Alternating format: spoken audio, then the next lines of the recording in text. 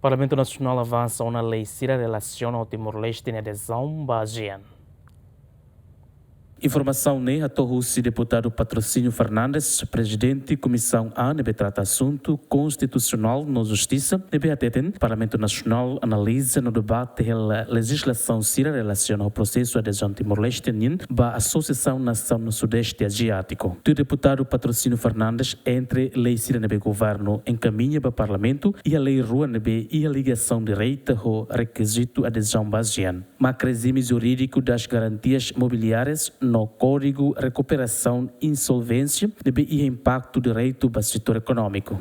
Leis sirnabe maga governo submete mais ao Parlamento Nacional a tu trata. Liu leis sirnabe nessa me refere de liu leis sirnabe em relação ao requisitos para adesão Timor-Leste para ASEAN. Felizmente, lei sirnabe heruka mai e lei rua nabe mozi ligação ho idanedoni maka ida mi trata ho tutiona com ba garantias mobiliárias né hotuana heim para ninia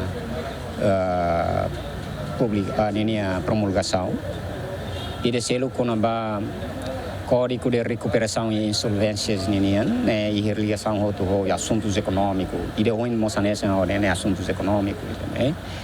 A minha agora estamos lá na fase de debate especialidade. A minha quase aprova um artigo atos recém. Tem que atacar civil roto. Além de vice-ministro adérito Hugo Ateten, Ministério do Negócio Estrangeiro e Cooperação finaliza o documento estratégico com a adesão na apresentação oficial do documento marca ona valor sanulo fulan julho no dar parte e da Rússia preparação final molok ninha submissão formal. O documento último que elabora o Ministério dos Negócios Estrangeiros